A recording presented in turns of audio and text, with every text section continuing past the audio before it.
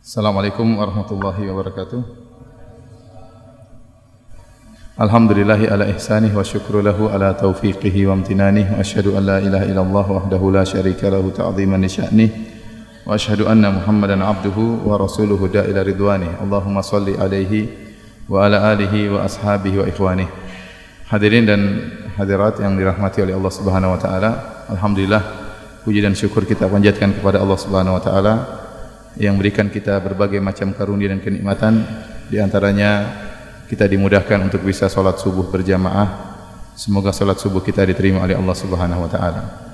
Rasulullah SAW bersabda, "Man shallal fajr wa fi riwayatin fi jamaah fa huwa fi dhimmatillah." Barang siapa yang salat subuh berjamaah maka dia di bawah perlindungan Allah Subhanahu wa taala. Salawat dan salam tercurahkan selalu kepada junjungan kita Nabi Muhammad sallallahu alaihi wasallam dan juga kepada keluarganya serta seluruh sahabat beliau tanpa terkecuali. Pada kesempatan pagi hari ini, insyaallah kita akan mengangkat topik judulnya berbahagia menjadi penghuni surga. Berbahagia menjadi penghuni surga.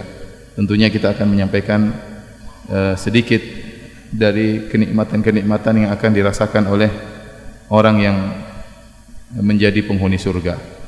Hadirin dan hadirat yang dirahmati oleh Allah Subhanahu wa taala, sungguhnya kemenangan dan kesuksesan yang sesungguhnya adalah selamat dari neraka jahanam dan masuk dalam surga Allah Subhanahu wa taala. Kata Allah Subhanahu wa taala, "Faman zuhziha 'anil nar wa udkhilal jannah faqad faz." Barang siapa yang diselamatkan dari neraka jahanam dan masuk ke dalam surga, maka sungguh dia telah menang. Ya, maka seorang berusaha meraih kemenangan yang hakiki dengan masuk ke dalam surga Allah Subhanahu wa taala. Itulah kesuksesan yang hakiki.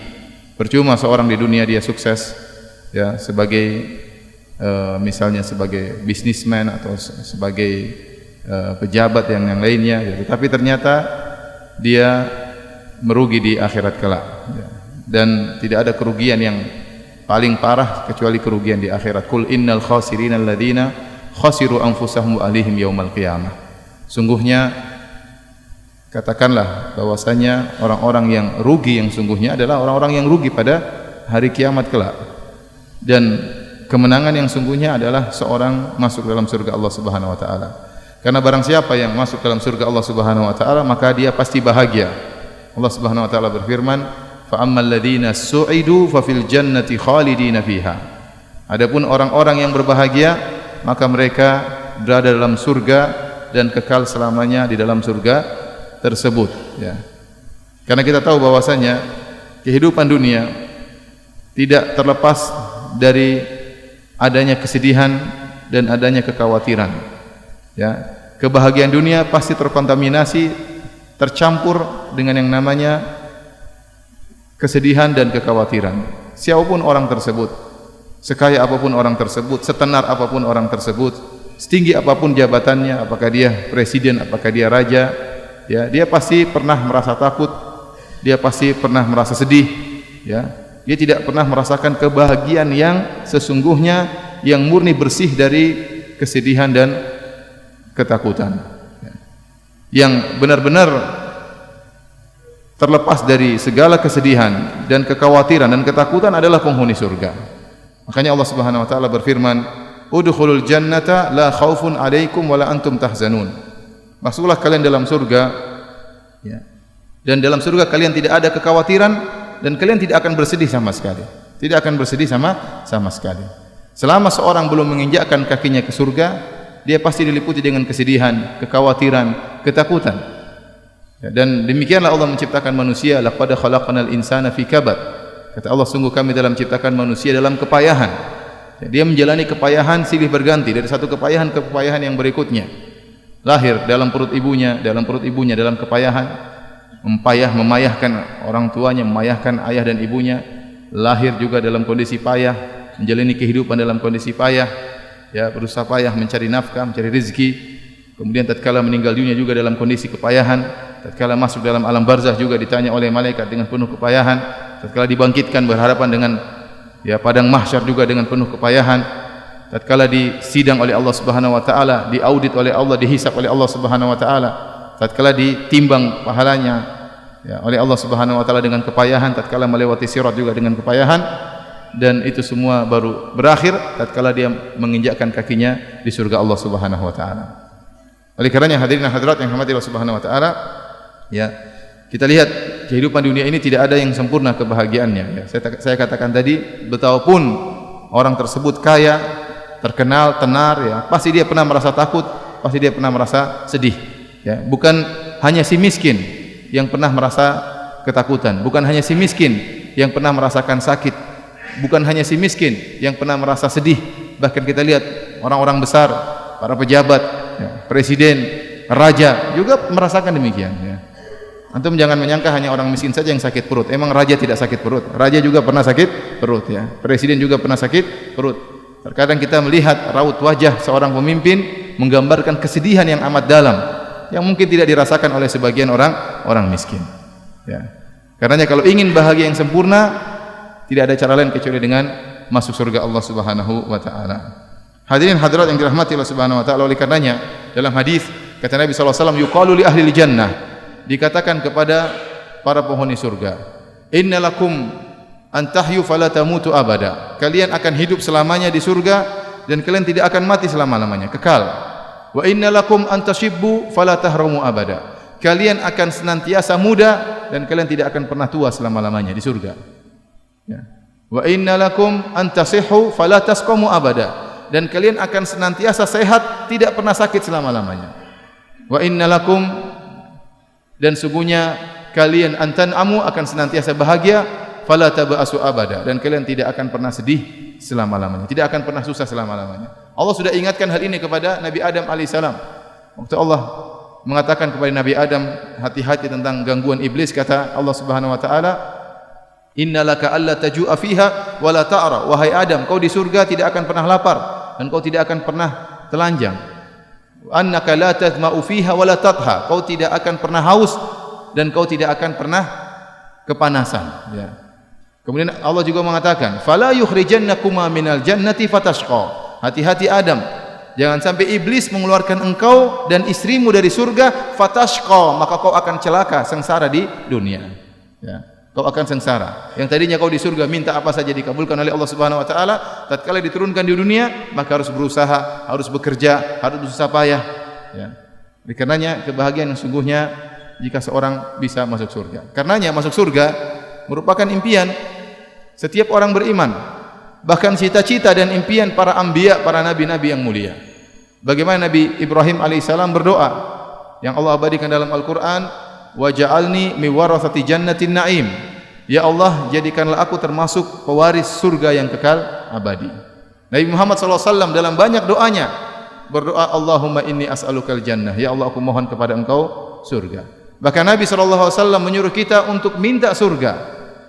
Kata Nabi SAW, idza sa'altumullah fas'aluhul firdaus fa innahu a'lal jannah, kalau kalian minta kepada Allah maka mintalah surga firdaus, karena itu surga yang tertinggi. Allah tatkala menyebutkan tentang kenikmatan surga, Allah suruh kita bersaing. Kata Allah Subhanahu wa taala, wa fi dzalika falyatanafasil mutanafisun, untuk urusan surga maka bersainglah, ya. Bukan cuma cepat, bukan cuma segera, Allah suruh bersaing, ya. Karena kita sedang bersaing meraih kenikmatan yang abadi, yang merupakan puncak kenikmatan, yang tiada kesedihan dan tiada kekhawatiran sama sekali dalam surga tersebut. Baik hadirin dan hadirat yang dirahmati Allah Subhanahu wa taala, pada kesempatan yang berbahagia ini, ya, saya akan menyampaikan tentang bentuk-bentuk kebahagiaan di surga. Tentunya kenikmatan surga sangat banyak, ya, sangat beragam, dan kita tidak mungkin untuk menceritakan seluruh kenikmatan surga tersebut.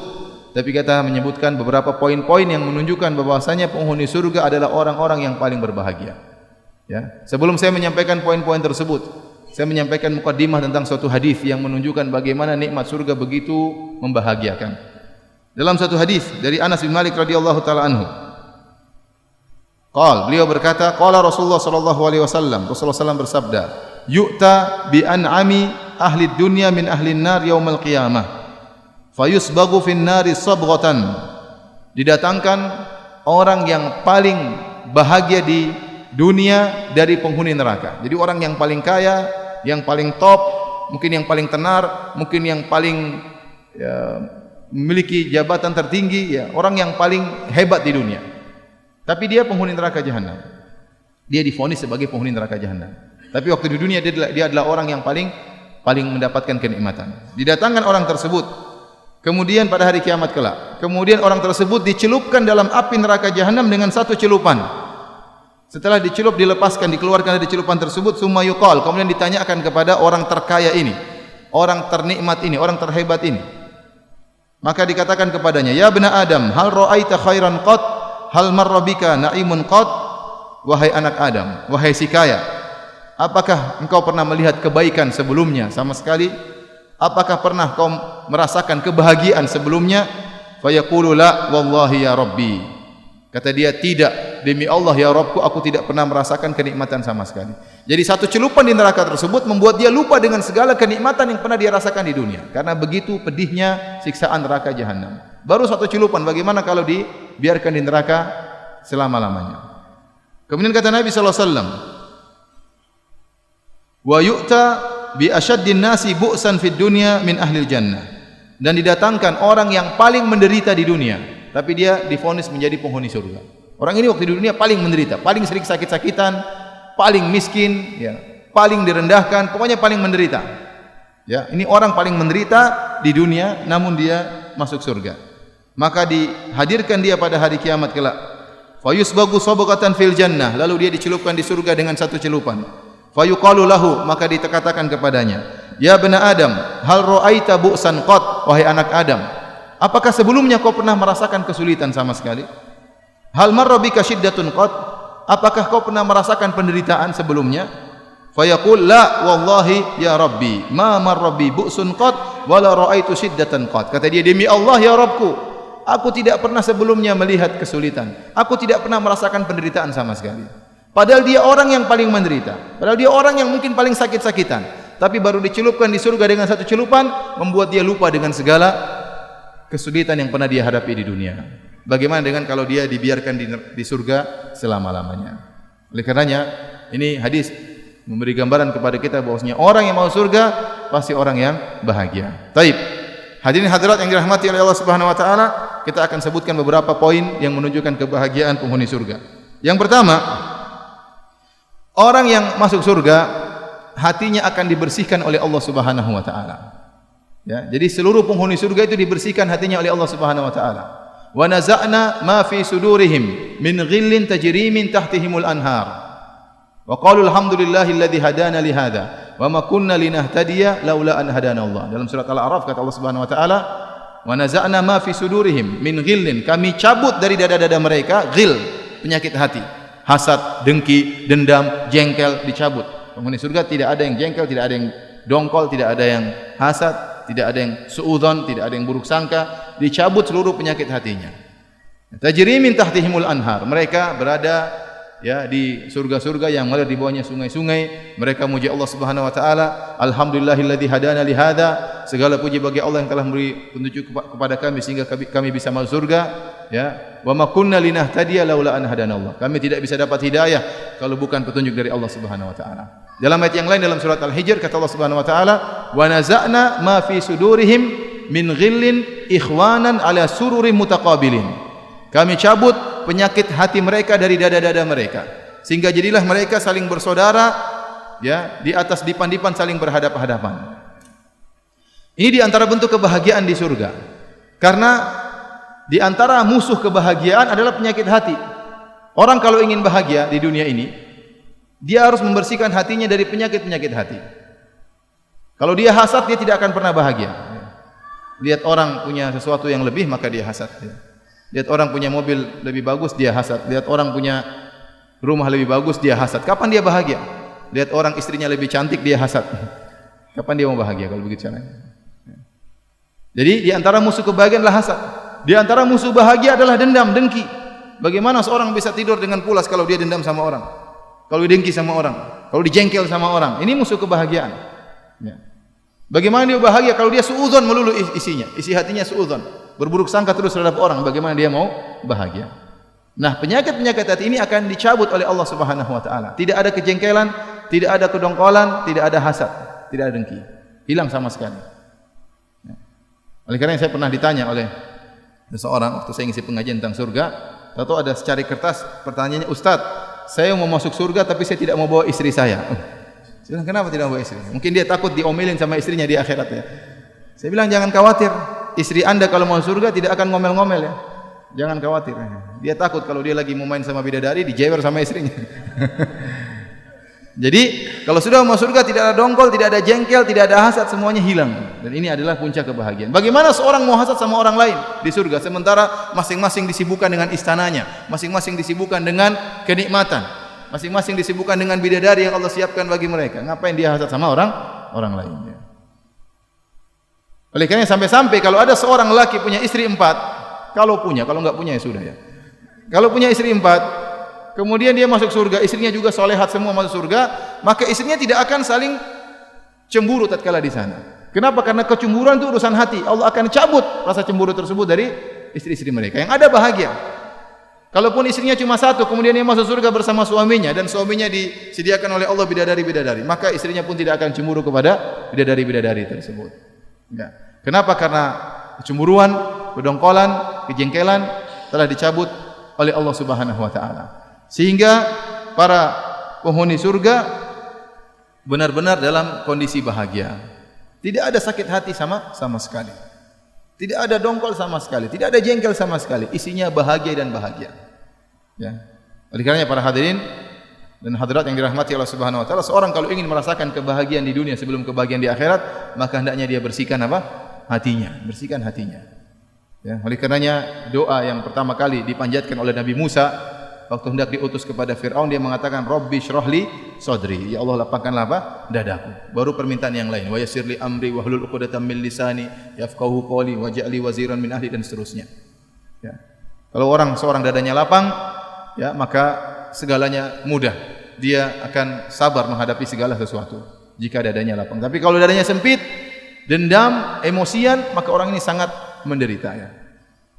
Saya pernah ketemu seorang, teman saya, dia lagi marahan sama teman yang lain. Maka saking jengkelnya dia bilang, semoga orang itu nanti di kuburannya disempitkan kuburannya oleh Allah Subhanahu wa taala. Padahal orangnya belum mati ya. Jadi subhanallah, ada orang jengkel seperti itu. Ini orang ini menderita seperti ini. Tapi kalau dia hatinya bersih, mudah maafkan, lapang dada, tidak dongkol, tidak hasad, tidak dengki, itu orang paling bahagia. Baik. Ini bentuk kebahagiaan pertama di surga. Para penghuni surga hatinya dibersihkan dari segala penyakit hati. Kemudian di antara bentuk kebahagiaan yang kedua, para penghuni surga tidak akan mendengarkan perkataan sia-sia di surga. Semua perkataan di surga adalah perkataan yang menyenangkan. Sampai disebutkan bahwasanya ahlul jannah yulhamuna tasbih wa tahmid wa tahlil. Bahwasanya penghuni surga itu diilhamkan oleh Allah Subhanahu wa taala sehingga mereka terkadang berkata-kata dengan memuji Allah, dengan bertahlil, dengan bertasbih, ya. Mereka merasakan kelezatan dengan bertahlil, bertahmid dan bertasbih. Tidak ada kata-kata yang tidak menyenangkan, tidak ada kata-kata yang menyinggung. Oleh karena Allah Subhanahu wa taala berfirman, la yasma'una fiha lagwan illa salama. Para penghuni surga tidak pernah mendengarkan kata-kata yang sia-sia di surga. Tidak ada kata-kata yang sia-sia. Illa salama, yang mereka dengar cuma perkataan yang merupakan keselamatan. Jadi tidak ada cercaan, tidak ada makian, ya, tidak ada umpatan, tidak ada laknat, tidak ada di surga. Tidak ada. Karena kalau kita diumpat kita pasti sakit hati. Kalau kita dicerca kita pasti sakit hati. Tidak enak namanya dicerca. Tidak enak namanya diumpat. Tidak enak namanya dilaknat. Seorang merasa sakit hati kalau dicerca. Ya. Itu semua tidak ada di surga.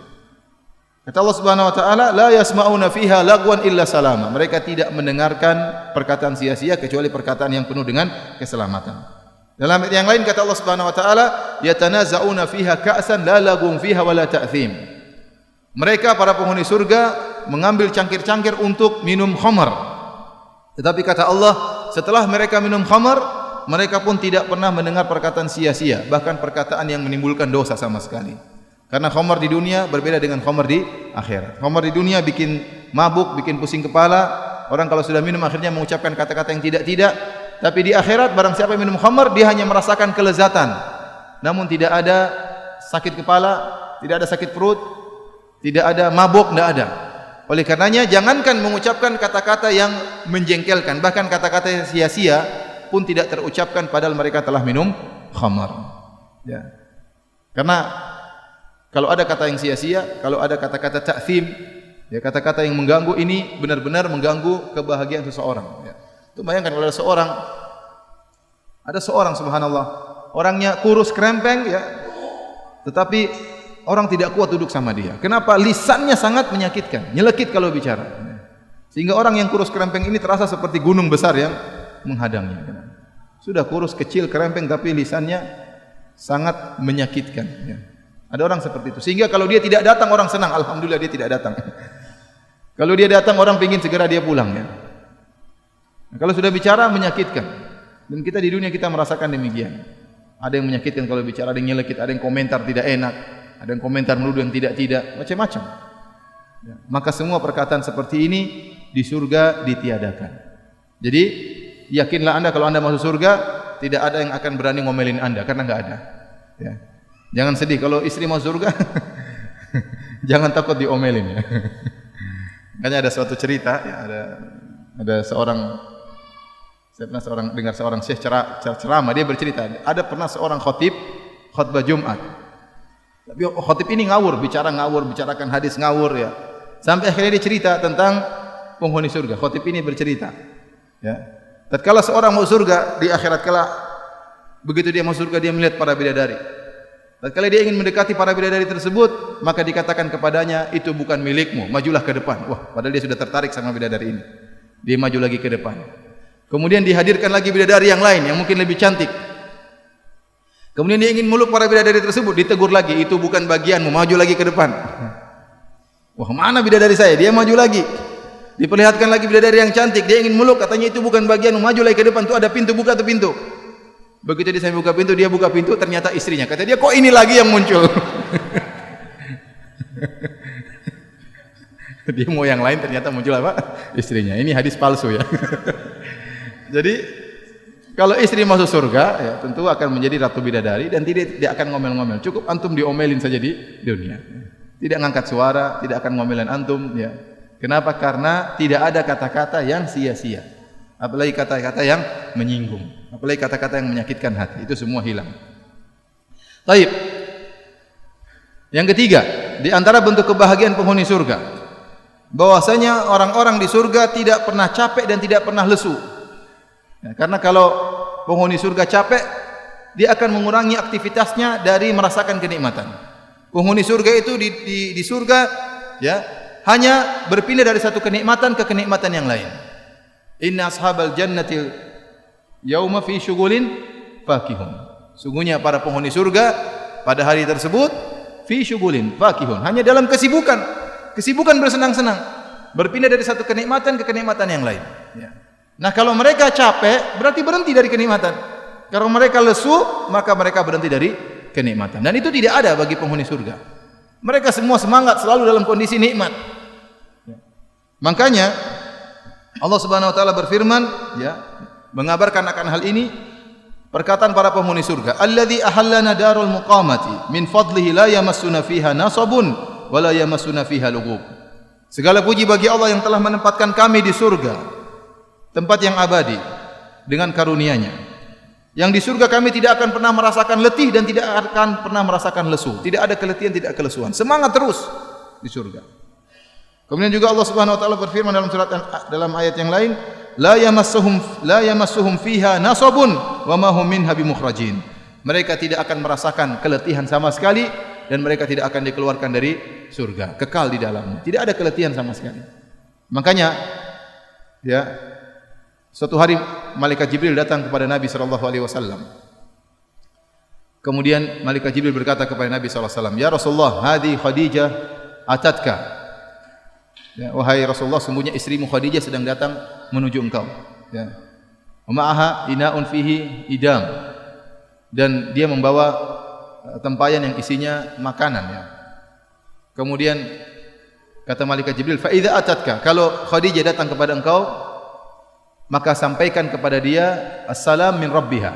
Sampaikan kepada Khadijah bahwasanya Allah kirim salam kepada Khadijah. Dan juga aku kirim salam kepada dia. Dan kabarkan bahwasanya Allah telah menyiapkan baginya istana, ya, yang indah, yang kata malaikat Jibril, la sakhaba fiha wala nasab. Yang dalam istana tersebut tidak ada hiruk-pikuk, teriak-teriakan dan juga tidak ada keletihan sama sekali. Sebagian ulama mengatakan kenapa Khadijah diberikan surga yang seperti ini, istana yang seperti ini, tidak ada suara yang teriak-teriak melengking. Kata mereka karena Khadijah radhiyallahu taala anha selama sekitar 25 tahun berumah tangga dengan Nabi sallallahu alaihi wasallam, dia tidak pernah mengangkat suaranya. Berapa tahun? Sekitar 25 tahun tidak pernah mengangkat suaranya di hadapan apa? Suaminya. Saya tanya sama antum yang sudah menikah lama. Siapa yang istrinya tidak pernah mengangkat suaranya? Saya kasih HP. Ada atau tidak? Jujur saja, enggak apa-apa. Ada yang istrinya tidak pernah mengangkat suara? Ada atau tidak? Siapa tahu di Bali ada. Ada atau tidak? Enggak ada ya? Ya sudahlah kalau begitu. Nah. Kemudian wala nasab, tidak ada keletihan sama sekali. Kenapa kata para ulama? Karena Khadijah benar-benar letih tatkala mengurus anak-anaknya Nabi Muhammad sallallahu alaihi wasallam agar suaminya bisa lapang untuk berdakwah, fokus bisa berdakwah. Maka anak-anaknya diurus oleh siapa? Khadijah radhiyallahu taala anha. Jadi orang kalau mau surga enggak ada kesedihan, enggak ada keletihan sama sekali. Oleh karenanya di antara kesempurnaan nikmat surga, kebahagiaan penghuni surga, mereka tidak tidur. Mereka tidak tidur. Dalam satu hadis dari Jabir bin Abdullah radhiyallahu ta'ala anhuma, su'ila Nabiullah, Rasulullah SAW pernah ditanya. Faqila, maka dikatakan, ya Rasulullah, ayanamu ahlul jannah, apakah penghuni surga tidur? Faqala Rasulullah SAW, maka Rasulullah SAW mengatakan, an-naumu akhul maut.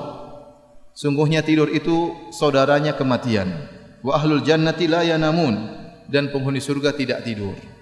Kenapa? Kalau mereka tidur berarti mereka letih, makanya ngantuk. Mereka tidur, dan kalau mereka tidur berarti kenikmatan terhenti, dan ini menghalangi kebahagiaan mereka. Ya, lagi main-main tahu-tahu ngantuk. Lagi diajak bidadari, aduh sebentar saya tidur dulu. Ini menghalangi apa? Kenikmatan. Maka penghuni surga tidak tidur. Ya. Penghuni surga tidak tidur. Taib. Di antara kebahagiaan penghuni surga yang keempat, para penghuni surga kalau minta apa saja pasti dikabulkan. Ini puncak kebahagiaan. Minta apa saja pasti dikabulkan. Allah Subhanahu wa taala menyebutkan hal ini dalam banyak ayat.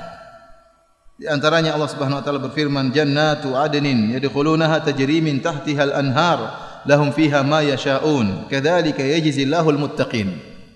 Kata Allah, surga-surga yang kekal, mereka masuk di dalamnya, mengalir di bawah surga-surga tersebut sungai-sungai. Bagi mereka di surga tersebut apa yang mereka inginkan. Ma yasha'un, di sini ma al-mausulah dalam kaidah usul fikih memberikan faedah keumuman. Apa saja yang mereka minta pasti dikabulkan. Kadzalika yajzilahul muttaqin. Demikianlah kami Allah memberi balasan kepada orang yang bertakwa. Dalam ayat yang lain kata Allah Subhanahu wa taala, lahum fiha ma yasha'una khalidin. Kana 'ala rabbika wa'dan mas'ula. Kata Allah, bagi mereka di surga apa yang mereka kehendaki, dan ini sudah janji Allah, Allah janji. Dan innallaha la yukhliful mi'ad, Allah tidak akan menyelisih janjinya. Allah mengatakan ini sudah janji Allah. Kalau mereka minta apa saja pasti dikabulkan oleh Allah Subhanahu wa taala.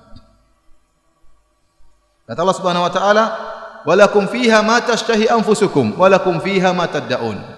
Bagi kalian di surga apa yang kalian hasratkan dalam hati kalian, dan bagi kalian di surga apa yang kalian minta. Jadi kalau orang berhasrat dikabulkan oleh Allah, orang minta pasti dikabulkan oleh Allah Subhanahu wa taala. Maka seorang minta apa saja pasti dikabulkan oleh Allah Subhanahu wa taala. Sampai-sampai datang dalam suatu hadis, kalau seorang misalnya ingin punya anak di surga, kira-kira dikabulkan atau tidak? Misalnya dia di dunia mandul, tidak punya anak, sudah menikah, sudah poligami, ya ada seperti itu orangnya. Sudah nikah enggak punya anak, poligami tetapi dia tidak punya anak. Itu beberapa orang saya tahu seperti itu. Memang dia tidak ditakdirkan punya anak.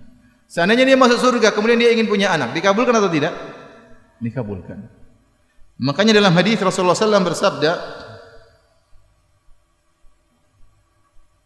"Idza ishtahal mu'minul walad fil jannah, kana fi sa'atin wahidatan kama yashtahi." Ya. Jika ada seorang mukmin menginginkan anak di surga.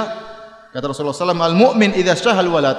Seorang mukmin kalau ingin punya anak, fil jannah di surga, kana hamluhu wa wad'uhu wa sinnuhu fi sa'atin kama yashahi. Maka anaknya langsung dimunculkan oleh Allah Subhanahu wa taala, ya.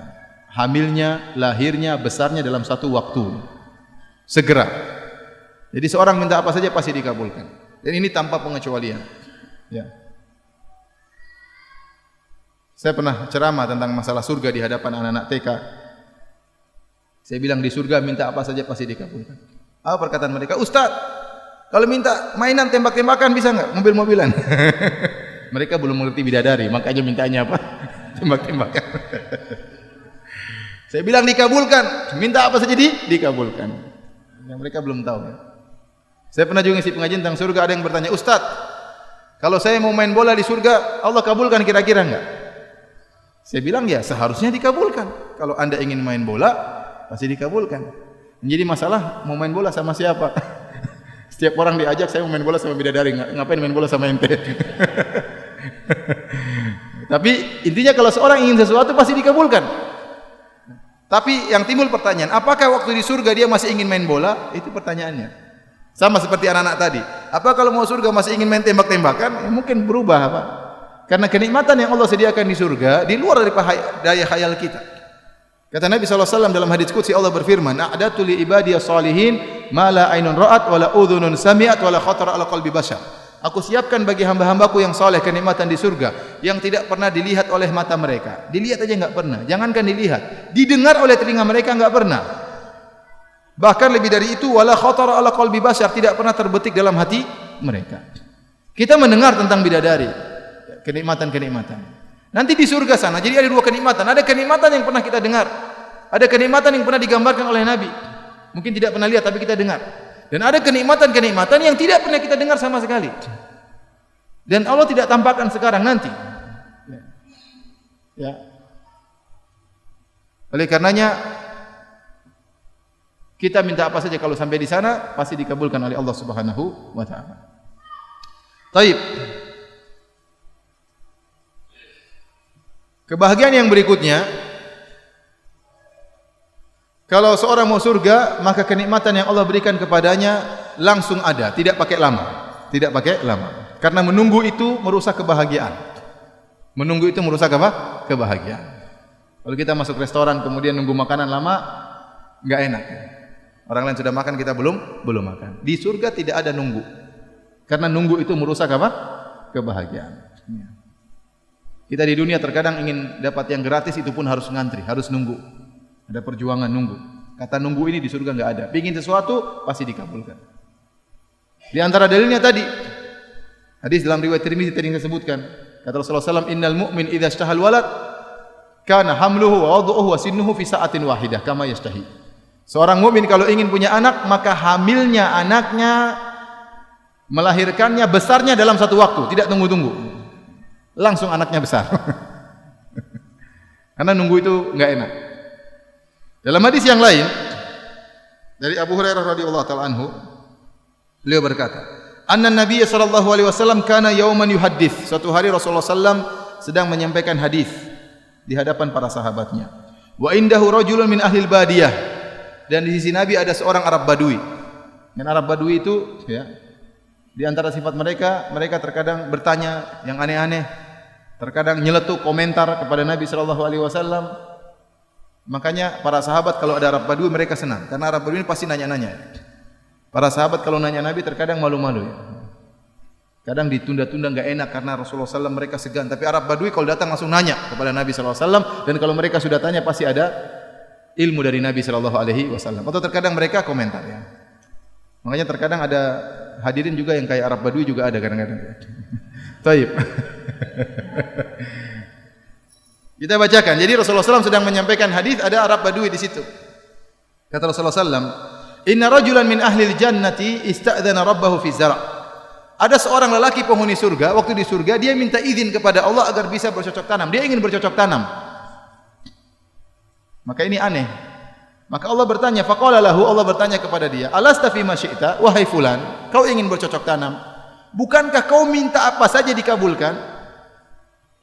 Ini aneh. Minta apa saja dikabulkan, kau minta ingin bercocok tanam. Bukankah kau minta apa saja pasti dikabulkan? Allah ingatkan hal ini. Kata lelaki tersebut, "Bala. Ya Rabbku, saya tahu, saya minta apa saja dikabulkan. Walakinni uhibbu an azra'." Tetapi saya ingin bercocok tanam. Mungkin orang ini nostalgia. Nostalgia. Dia ingin bercocok tanam di surga. Ya dikabulkan. Kita katakan tadi penghuni surga minta apa saja pasti dikabulkan. Maka kata Nabi SAW, fabadara, orang ini pun mengambil benih Allah berikan kepada dia, benih untuk ditanam. Dia pun meletakkan benih tersebut di tanah surga. Kata Nabi, fabadara tarfa nabatuhu wastiwa'u wastihsaduhu fakana amsalal jibal. Waktu dia letakkan benihnya, tahu-tahu langsung kata Nabi SAW, maka tumbuhnya dan matangnya dan panennya langsung segera sebelum dia mengedipkan matanya. Jadi tidak ada kata nunggu di surga, langsung langsung amsalal jibal, seperti gunung, kata Nabi SAW. Waktu Nabi menceritakan hal ini, faqala al-a'rabi, orang Arab Badui komentar.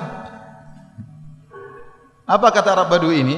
Wallahi la tajiduhu illa qurasyian aw ansariyan fa innahum ashabuz zara'. Kata dia, demi Allah ya Rasulullah, itu laki-laki di surga yang minta bercocok tanam pasti orang Quraisy. Pasti orang Ansari. Kalau kami orang Badui tidak bercocok tanam, ya. Jadi nanti kalau antum di surga dengar ada orang, ya Allah berikan aku ayam taliwang, itu orang Bali mungkin. Denpasar itu. Atau ayam apa? Ayam betutu ya. Itu masih itu. Dia nostalgia makan ayam taliwang. Jadi ya, ada yang minta gudeg, orang Jogja ya. Jadi kata orang Arab Badui ini itu pasti orang Quraisy. Amma nahnu falasna bi ashabi zar', adapun kami bukan petani.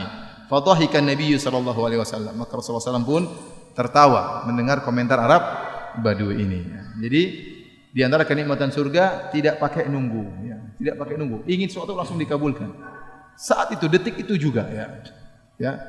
Di dunia pasti ada jeda, pasti ada waktu, tidak langsung. Taib.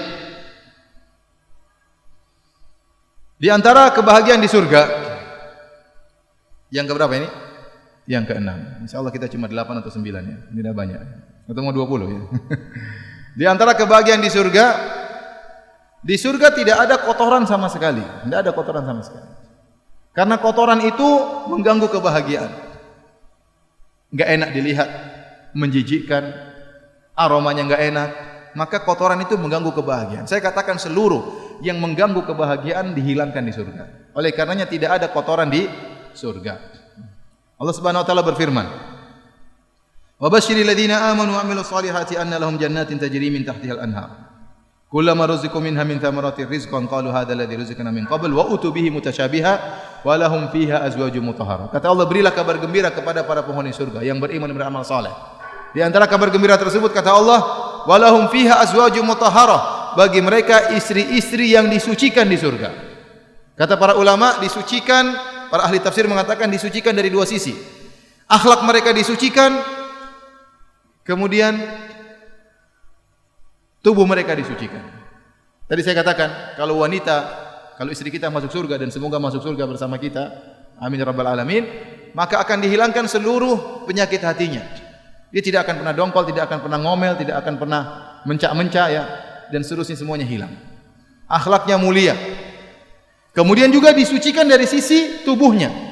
Tubuhnya suci, tidak ada kotorannya sama sekali, tidak ada tai matanya, tidak ada ingusnya, ya. Tidak ada ilernya, tidak ada bau keteknya, tidak ada haidnya, tidak ada nifasnya, semuanya bersih. Ya. Tidak buang angin, ya. Bersih semuanya.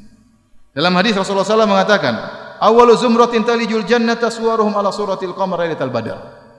Rombongan pertama yang mau surga, kata Nabi, rupa mereka seperti bulan purnama. Jadi orang-orang mau surga dijadikan tampan oleh Allah Subhanahu wa taala.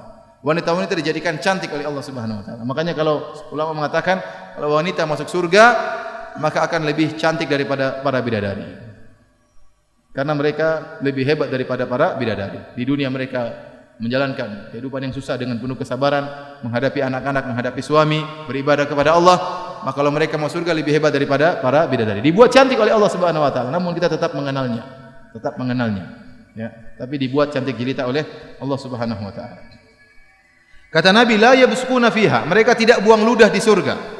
Wala yamtakhitun, mereka tidak ada ingusnya di surga. Wala yataghawwatun, mereka tidak buang air besar di surga. Wala yabulun, mereka tidak buang air kecil di surga. Ya. Jadi para penghuni surga makan di sana bukan karena lapar, mereka tidak pernah lapar. Kata Allah kepada Nabi Adam, innalaka alla tajua fiha. Kau tidak akan pernah lapar di surga. Tidak. Jadi para penghuni surga makan di surga dalam rangka berlezat-lezat, bukan karena lapar. Sehingga tidak ada proses yang kemudian membuang kotoran, tidak ada sama sekali. Paling banter kalau mereka sudah makan, maka yang keluar adalah sendawa. Itu pun baunya minyak kasturi. Atau ada keringat, itu pun baunya minyak kasturi. Tidak seperti kita, kalau kita makan bawang kemudian sendawanya pasti bawang busuk. Kalau kita makan telur, sendawanya telur busuk ya. Tapi mereka kalau sudah makan, mereka paling bersendawa dan itu pun baunya seperti minyak kasturi. Tidak ada kotoran sama sekali. Makanya dalam sebagian riwayat sahabat mengatakan, innar rajula min ahlil jannah la yu'aniku al-hawra sab'ina sanatan la yamalluha wa la tamalluhu. Sungguhnya seorang laki penghuni surga akan memeluk seorang wanita bidadari selama 70 tahun. Dia peluk lengket selama berapa tahun? 70 tahun. Sang lelaki tidak bosan kepada sang bidadari dan sang bidadari tidak bosan kepada suaminya. Seandainya kalau bidadari tersebut punya kotoran ya, kalau kita peluk seorang wanita di dunia, paling 2 hari kita enggak kuat ya. Karena sudah bau macam-macam ya, apalagi 1 bulan. Tapi karena tidak ada baunya sama sekali, tidak ada kotorannya sama sekali, maka dia tidak bosan memeluk wanita surga. Apa kata Nabi SAW? Lau tala'at imra'atun min ahlil jannah ala ahli dunya la adha'at ma bainahuma. Seandainya ada seorang wanita surga nongol di dunia ini, maka akan menerangi apa yang antara langit dan bumi. Seandainya Denpasar ini lampunya mati semua, tahu-tahu ada bidadari nongol, akan terang benderang. Bukan cuma itu, wala mala'at ma bainahuma riha, maka kemudian tubuhnya akan mengeluarkan bau yang semerbak antara langit dan bumi. Jadi bidadari dari sananya bercahaya, dari sananya harum semerbak, tidak ada bau sedikit pun, tidak ada sama sekali. Oleh karenanya di antara kesempurnaan penghuni surga, mereka tidak punya kotoran sama sekali, karena kotoran itu mengganggu kebahagiaan. Baik. Hadirin hadirat yang dirahmati Allah Subhanahu wa taala. Yang berikutnya nomor berapa? Nomor 7. Di antara kebahagiaan penghuni surga, bahwasanya di surga tidak ada panas matahari, tidak ada matahari di surga. Karena matahari buat panas berlebihan. Maka di surga itu kondisinya selalu sejuk. Allah berkata kepada Nabi Adam, "Wa annaka la tazma'u fiha wa la tatha." Kau di surga wahai Adam tidak pernah kehausan dan kau tidak akan pernah kepanasan, selalu sejuk. Selalu cuaca enak. Ya, kalau kedinginan enggak enak, kepanasan juga enggak enak. Maka cuaca selalu apa? Sejuk. Allah Subhanahu wa taala berfirman dalam Al-Qur'an, ya, muttaqiina fiha 'alal araiki la yarawna fiha syamsan wala zamharira. Para penghuni surga mereka bertelekan di atas dipan-dipan mereka dan mereka tidak melihat di surga ada matahari dan mereka juga tidak merasakan kedinginan. Ini dalil bahwasanya mereka senantiasa sejuk. Karena kalau kepanasan mengganggu kebahagiaan, kedinginan juga mengganggu kebahagiaan. Jadi mereka senantiasa dalam satu kondisi senantiasa sejuk. Baik. Di antara kebahagiaan di surga yang ke-8, bahwasanya di surga tidak mengenal musim. Tidak mengenal musim. Kebahagiaan selalu ada. Ata'an ghairu majdzuz. Pemberian Allah yang tiada henti-hentinya. Ya.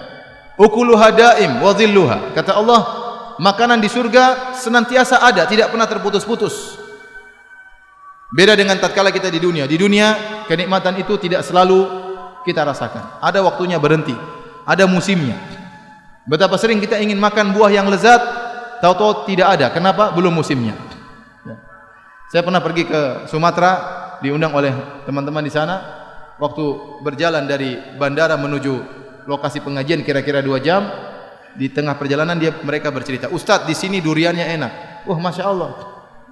Kita boleh rasa dong, kata mereka, tapi belum musim Ustadz. Belum musim, enggak usah cerita ya. Terus mereka cerita lagi, "Oh, di sini dukunya juga enak." Oh, saya pikir kali ini ada. Dukunya mana? Belum musim juga. Kalau belum musim enggak usah cerita ya. Jadi di dunia ukuluha, di akhirat ukuluha daim. Mungkin kata musim enggak ada di akhirat. Di surga itu ada kata musim karena terkadang ada, terkadang enggak ada, sehingga muncullah kalimat apa? Istilah musim. Kata orang kalau semua di dunia laki-laki enggak ada kata perempuan. Kapan ada kata perempuan? Karena ada laki-laki, ada perempuan ya. Di surga tidak ada musim, selalu musim. Selalu ada. Kapan saja seorang inginkan kenikmatan pasti ada ya. Dan mudah. Makanya kata Allah kutufuha daniyah, ranting-rantingnya rendah. Ente kalau ingin dapat buah tidak perlu manjat, datang sendiri itu rantingnya, tinggal ambil makan ya. Mungkin durian di sana enggak ada durinya mungkin ya. Allah alam. Pokoknya semuanya yang merepotkan itu enggak ada. Semuanya menyenangkan, semuanya membahagiakan. Di dunia Anda pasti merasakan kenikmatan, pasti ada waktu berhentinya. Anda punya mobil mewah, pasti ada saatnya diperbaiki masuk bengkel. Pasti ada saatnya harus berhenti ngisi bensin dulu, ya. Tidak ada kenikmatan terus-menerus. Makanya Allah sebutkan tentang bidadari. Tatkala Allah berbicara tentang bidadari dalam surat Ar-Rahman. Kata Allah Subhanahu wa taala, "Hurun maqsuratun fil khiyam." Kata Allah, para bidadari yang terpingitkan dalam kemah-kemah di surga. Kemahnya seperti apa kita enggak tahu. Tapi kata Allah, bidadari-bidadari yang dipingit di kemah-kemah tersebut. Ulama menyebutkan apa? Artinya bidadari tersebut tidak pernah keluar-keluar. Nungguin Anda kalau Anda masuk surga. Anda mau surga, pokoknya bidadarinya nunggu terus. Rindu terus kepada Anda. Kapan Anda datang, dia pasti bisa langsung melayani, tidak menunggu-nunggu ya. Beda kalau wanita di dunia, pasti ada waktunya off. Ada waktunya off. Betapa sering seorang laki pulang ke rumah ingin ketemu istrinya, ya, istrinya ternyata lagi ngerumpi di tetangga, enggak ada di rumah. Betapa sering seorang pulang ke rumah ingin ketemu istrinya, ternyata istrinya lagi pulang ke rumah orang tuanya, lagi silaturahmi, tidak bisa melayani. Mungkin seorang pulang ke rumah istrinya, ternyata istrinya lagi sakit, enggak bisa melayani. Mungkin pulang ke rumah istrinya, ingin melayani istrinya, ternyata istrinya lagi haid. Atau terkadang istrinya lagi nifas. Tidak setiap saat bisa melayani. Terkadang dia pulang ke rumah istrinya tidak haid, tidak nifas, tidak sakit, sehat walafiat, tidak lagi ngerumpi, tidak lagi ke rumah orang tuanya, lagi di rumah, tapi belum selera. Jadi, adapun bidadari di surga setiap saat siap melayani. Karena di sana tidak mengenal musim, kenikmatan pasti selalu ada. Tidak ada kata nunggu, tidak ada mengenal musim. Inilah puncak kenikmatan. Taib. Kebahagiaan yang terakhir tentang bidadari. Apa anda usah?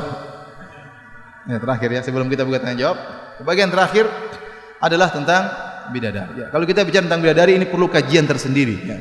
Tapi saya hanya menyampaikan cuplikan-cuplikan tentang para bidadari yang disebut dalam Al-Quran maupun hadis. Di antara firman Allah Subhanahu Wa Taala, ya. Kata Allah Subhanahu wa taala, ya, fihinna qasiratut tarf lam yatumithunna insun qablahum wala jan. Sungguhnya di surga itu ada bidadari-bidadari yang menundukkan pandangan. Yang mereka tidak pernah disentuh oleh lelaki lain dan tidak pernah disentuh, bahkan jin tidak pernah menyentuh mereka. Ini menunjukkan para bidadari cintanya fokus kepada suaminya. Mereka memang diciptakan oleh Allah untuk suami mereka. Mereka tidak pernah mengenal lelaki yang lain. Antum bayangkan seorang wanita tidak pernah lihat laki-laki lain, yang pernah dilihat cuma ente, maka ente yang paling ganteng, yang paling top, padahal ente mungkin jelek, tapi tidak ada laki-laki lain, tidak ada pembanding. Jadi ente modelnya kayak apa saja paling ganteng. Bidadari ini tidak pernah lihat laki lain, tidak pernah disentuh laki lain, dan tidak pernah disentuh oleh jin, sehingga cintanya fokus kepada suaminya. Makanya Allah mengatakan qasiratut tarf, mereka menundukkan pandangan mereka dipusatkan kepada suami mereka. Tidak pernah dia banding-bandingkan suaminya dengan suami orang lain. Suamiku, kamu kok enggak seperti Mas Fulan, enggak seperti ini, enggak pernah sama sekali. Cinta mereka fokus kepada suaminya. Suaminya yang paling top, yang paling ganteng, yang paling hebat. Kemudian kata Allah Subhanahu wa taala, ka'annahunnal yaqut wal marjan. Dan para bidadari itu seperti al-yaqut wal marjan. Al-yaqut seperti intan berlian, al-marjan seperti mutiara. Kata para ulama, intan berlian maksudnya bening tubuh mereka, adapun al-marjan putih seperti putihnya kulit mereka. Jadi kulit mereka putih, Allah ibaratkan seperti mutiara yang tersimpan dalam cangkangnya. Kalau mutiara dalam cangkang itu putihnya bersih, tidak ada terkontaminasi dengan kotoran apapun karena terlindungi. Tidak seperti putihnya wanita di dunia. terkadang ada tai lalatnya, ya. Kemudian terkadang ada bintik-bintik merahnya, terkadang ada belang-belangnya, ya. Terkadang intinya tidak mulus. Adapun putihnya bidadari mulus bersih, tidak ada kotoran sama sekali. Seperti mutiara yang berada dalam cangkangnya, luar biasa. Kemudian tubuhnya bening. Bening, begitu beningnya, begitu putihnya, begitu beningnya. Tentunya tidak bisa kita bayangkan.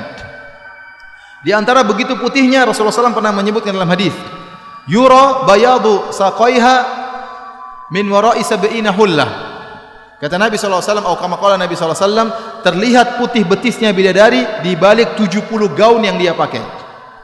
Jadi kalau anda masuk surga ketemu bidadari, bidadari tersebut pakai gaun. Gaunnya 70 lapis. Tetapi sudah 70 lapis, putihnya masih kelihatan dari balik gaun tersebut, ya. Menunjukkan sangat putihnya bidadari tersebut. Bahkan di balik 70 lapis, ya, masih kelihatan putihnya. Kemudian sangat bening. Sampai dalam hadis Rasulullah SAW mengatakan, kabiduha mir'atuhu. Sesungguhnya hati bidadari adalah cermin bagi suaminya. Kata para ulama, artinya apa? Kalau seorang lelaki masuk surga, dia melihat tubuh istrinya bidadari, kelihatan hatinya. Hatinya itu jadi cermin bagi suaminya, saking beningnya. Antum nggak bisa bayangkan, ya. Saya juga nggak bisa bayangkan kayak apa. Kalau kita bayangkan pasti keliru, ya, pasti keliru. Makanya dalam hadis yang lain Rasulullah SAW mengatakan, yura mukhu saqaiha min wara'il lahmi minal husni, atau minal hasan. Kata Nabi SAW, terlihat sumsum betisnya bidadari, terlihat sumsumnya di balik daging. Ya, subhanallah, ente bayangkan kalau kelihatan sumsumnya kayak apa? Mungkin gambaran kita gondruwo, apa namanya, jin dan yang lainnya. Tapi kata Nabi, minal hasan, karena saking indahnya. Karena saking indahnya. Jadi bidadari itu sangat putih, sangat bening, ya. Seperti apa? Wallahu a'lam bishawab. Ya. Makanya saya pernah ngisi tentang bidadari, terus ada yang kirim tulisan kepada saya, Ustaz tolong kirim foto bidadari. Foto siapa yang mau difoto, ya? Tidak ada yang seperti bidadari.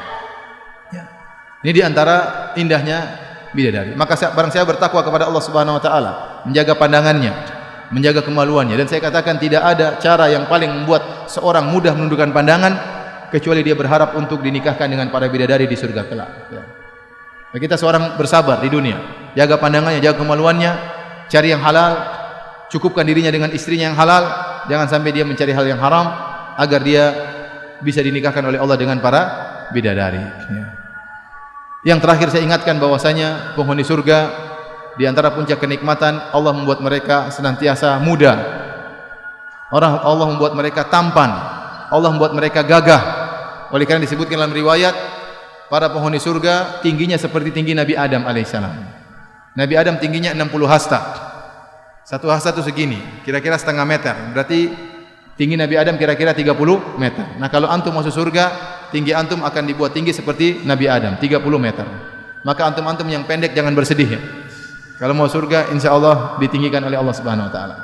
Kemudian juga dimudahkan oleh Allah, umurnya 33 tahun. Wa kawaiba atroba. Atroba yaitu umurnya sebaya. 33 tahun adalah puncak muda, puncak orang kuat-kuatnya. Ya, tidak terlalu muda, 20-an tidak, tapi 33, tidak juga 40, 33 tahun, ya. Karena ada seorang tua, nenek-nenek tua datang kepada Nabi, minta agar didoakan mau surga. Kata Rasulullah SAW, innal jannata la tadkhuluha ajuz.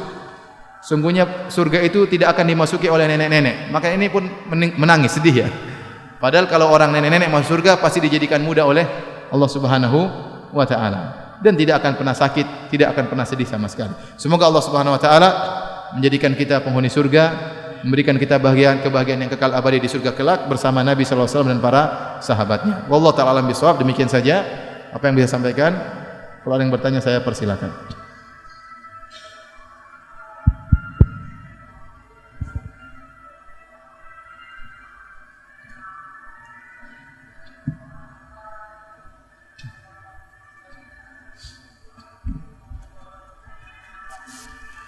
Silakan, Pak.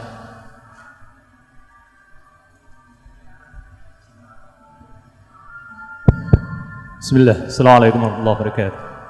Alhamdulillah. Tadi sudah dipaparkan oleh Ustaz kenikmatan-kenikmatan yang akan didapat oleh hamba Allah yang akan masuk surga. Dalam satu kesempatan kami pernah mendengar kenikmatan yang paling top atau super kenikmatan yang akan diraih oleh seseorang di surga, yaitu melihat wajah Allah. Mohon penjelasannya Ustaz. Ya. Syukran. Benar, di antara puncak kenikmatan yang menjadikan para penghuni surga terlupakan dengan nikmat-nikmat yang lainnya adalah melihat wajah Allah Subhanahu wa taala. Oleh karenanya akidah Ahlussunnah wal Jamaah ya, berdasarkan ayat dalam Al-Qur'an dan juga hadis-hadis yang mutawatir bahwasanya Allah memiliki wajah, dan di antara puncak kenikmatan adalah melihat wajah Allah Subhanahu wa taala. Tapi wajah Allah tentunya tidak seperti wajah makhluk. Sebagaimana kekuatan Allah tidak seperti kekuatan makhluk, ya. Sebagaimana zat Allah tidak seperti zat makhluk. Ya. Allah Subhanahu wa taala ya mengatakan dalam Al-Qur'an, wujuhu yauma idzin nadhirah ila rabbiha nadhirah. Pada hari tersebut di surga kelak nampak wajah-wajah yang bergembira. Kenapa? Mereka memandang Rabb mereka. Ya. Mereka memandang Rabb mereka. Ya. Dalam hadis-hadis juga disebutkan bahwasanya di akhirat kelak Allah Subhanahu wa taala menampakkan wajahnya kepada para penghuni surga. Ya, dan itu adalah ziyadah, tambahan. Makanya Allah berfirman, lilladzina ahsanul husna wa ziyadah. Kata Allah Subhanahu wa taala, bagi orang-orang yang berbuat kebaikan bagi mereka al-husna, bagi mereka surga, wa ziyadah, dan tambahan. Tatkala Allah mengkhususkan ziyadah, tambahan, yaitu melihat wajah Allah, ini menunjukkan kenikmatan yang spesial, lebih daripada yang lainnya. Makanya di antara doa Nabi sallallahu alaihi wasallam, as'aluka ladzatan nadhari ila wajhikal karim. Ya Allah, aku mohon kepada Engkau untuk melihat kelezatan melihat wajahmu yang mulia. Rasulullah SAW dalam hadis-hadis yang mutawatir berkata, innakum tarawna rabbakum kama tarawna al-qamara lailatal badri la tudamuna fi ru'yatihi. Sungguhnya kalian pada hari kiamat kelak tarawna rabbakum, akan melihat Rabb kalian, dalam riwayat ayanan, dengan mata kalian akan melihat Allah Subhanahu wa taala. Kama tarawna al-qamara lailatal badri, sebagaimana kalian melihat rembulan. La tudamuna fi ru'yatihi, kalian tidak perlu berdesak-desakan karena yang dilihat di atas. Kalau lihat di bawah mungkin berdesak-desakan, mungkin tumpuk-tumpukan. Yang dilihat di atas, kita lihat rembulan tidak perlu berdesak-desakan. Semua orang bisa melihat.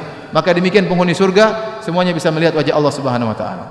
Saya ingatkan jangan sampai kita terjebak dengan perkataan sebagian ahlul bid'ah yang mengatakan Allah tidak punya wajah. Kalau punya wajah seperti wajah makhluk, kita bilang kalau begitu Anda mengingkari kenikmatan yang terhebat di surga, melihat wajah Allah Subhanahu wa taala. Siapa bilang wajah Allah seperti wajah manusia? Siapa bilang wajah Allah seperti wajah ente? Wajah ente kalau kita lihat bisa buat muntah. Ya. Mau disamakan dengan wajah Allah Subhanahu wa taala, tidak boleh. Ini kenikmatan, hadisnya mutawatir. Benar orang-orang Mu'tazilah seperti Al-Qadhi Abdul Jabbar mengingkari masalah ini. Dalam kitabnya Syarh Ushul Khamsah dia mengatakan hadisnya ahad. Ngawur. Hadisnya mutawatir, bukan hadis ahad. Lebih dari 20 sahabat meriwayatkan tentang melihat wajah Allah Subhanahu wa taala pada hari kiamat kelak. Ini syubhatnya orang Mu'tazilah menolak masalah akidah dengan hadis ahad. Padahal hadisnya mutawatir. Ahad pun kita terima, apalagi mutawatir. Bismillahirrahmanirrahim. Mana yang bertanya? Oh, silakan. Assalamualaikum warahmatullahi wabarakatuh. Waalaikumsalam warahmatullahi wabarakatuh. Maaf, ini ada pesan dari takmir. Tolong yang minum jatuh, tolong tetesannya dilapi dulu. Ya, soalnya kue dan minumannya, karena sering ada semut. Oke, terima kasih. Baik, Ustadz, persyaratan untuk masuk surga tentu ada rambu-rambu yang kita harus kerjakan. Tentunya rambu-rambu dari Allah dan Rasul. Tetapi sekarang saat ini sering kita dapatkan pada saat kita mengamalkan sunnah Rasulullah itu ada cap macam-macam. Ya. Apa dicap, Pak? Wahabi. Oh, Wahabi. Ya, Wahabi, Salafi Wahabi. Ya. Tolong dijelaskan masalah Salafi Wahabi ini. Karena antara Syekh Muhammad Abdul Wahab dengan Wahabi yang begitu jauh antaranya zamannya beda. Nah, ini tolong agar persepsi daripada masyarakat ini lebih cenderung ke Salafi Wahabi yang dicap kepada kita. Satu contoh kecil, saat kita meluruskan sholat, ini ajaran Wahabi. Saat kita meluruskan telapak kaki, ini ajaran Wahabi. Jangan nginjak kaki saya. Nah, ini tolong diluruskan Ustadz. Dan satu-satunya yang bisa meluruskan adalah Ustadz. Oh enggak. Enggak boleh gitu. enggak. Ya karena lebih banyak yang mendengar. Saya bertemu dengan Ustadz di Madinah selama 8 hari. Saya non-stop dengan teman-teman. Nah ini luar biasa, internasional Ustadz yang bisa aplikasi daripada julukan-julukan itu. Karena itu juga menghalangi kita masuk surga. Karena tidak mengamalkan sunnah Rasul. Tolong jelaskan Ustadz. Terima kasih. Assalamualaikum warahmatullahi wabarakatuh. Assalamualaikum warahmatullahi wabarakatuh. Insya Allah kalau masuk surga nggak ada yang panggil Wahabi lagi. Ya, saya bilang banyak saudara-saudara kita tatkala memberi gelar, memberi lakop karena tidak ngerti. Ya, kita beri uzur kepada mereka. Mereka tidak ngerti. Ya, tugas kita menyampaikan. Ya. Ada orang tuduh kita dengan tuduhan tidak. Mungkin kita sakit hati, tapi ya kita bersabar. Ya. Jangankan kita, Nabi SAW dituduh dengan tuduhan yang tidak, beliau juga sakit hati. Beliau seorang Nabi, tapi juga merasakan sakit hati karena Nabi SAW memiliki sifat manusia sebagai ujian. Allah sebutkan dalam Al-Quran, وَلَقَدْ نَعْلَمُ أَنَّكَ يَضِيقُ صَدْرُكَ بِمَا يَقُولُونَ. Sungguh kami tahu bahwasanya dadamu sesak wahai Rasulullah akibat apa yang mereka katakan. Berarti Rasulullah SAW juga merasakan sakit hati. Tatkala dituduh dengan tuduhan yang tidak. Tapi banyak orang, saudara-saudara kita menuduh kita dengan Wahabi, ya. Maka mungkin mereka tidak tahu siapa Syekh Muhammad bin Abdul Wahab rahimahullahu taala. Apalagi banyak orang-orang Syiah yang menyebarkan isu bahwasanya Wahabi mengkafirkan kaum muslimin, Wahabi ya suka menumpahkan darah kaum muslimin, ya. Dan macam-macam tuduhan. Wahabi mengharamkan ziarah kubur, Wahabi mengharamkan salawat kepada Nabi sallallahu alaihi wasallam, tuduhan yang dihembuskan. Kemudian tuduhan-tuduhan tersebut disambut oleh sebagian saudara-saudara kita. Akhirnya semakin besar tuduhan tersebut. Dan ini semua adalah tuduhan tidak benar. Kita mengatakan kenyataan mendustakan itu semua. Kita tahu Raja Wahabi, Raja Salman, ya, di antaranya. Hafizahullah ta'ala. Hari ini saya baru dapat kabar dia menyuruh seorang wartawan diberhentikan dari pekerjaannya dan koran dipermasalahkan, dikasuskan. Kenapa? Karena wartawan tersebut memuji dia berlebihan. Ya, dia baca koran tersebut, ternyata wartawan tersebut memuji dia berlebihan, disuruh berhenti penulis tersebut karena dia tidak ingin sampai tauhid terganggu. Dia menjaga kemudian tauhid, ya. Adapun menuduh bahwasanya kaum Wahabi suka mengkafirkan, maka itu tidak benar, dibantah oleh Syekh Muhammad bin Abdul Wahab rahimahullahu taala, ya. Dan saya sedang menyusun juga tulisan tentang masalah itu, ya. Bagaimana Syekh Muhammad bin Abdul Wahab mengatakan kami tidak pernah mengkafirkan yang berkaitan dengan masalah 4 rukun, masalah solat, masalah zakat, puasa, haji. Kalau ada yang meninggalkan solat tidak dia kafirkan. Karena ini masih masalah khilafiyah di kalangan para ulama. Yang kami kafirkan hanyalah yang berkaitan dengan syahadatain. Kalau orang terjerumus dalam kesyirikan, itu pun beliau mengatakan kami menjelaskan tentang masalah ini syirik, ini kekufuran. Adapun memvonis itu masalah lain.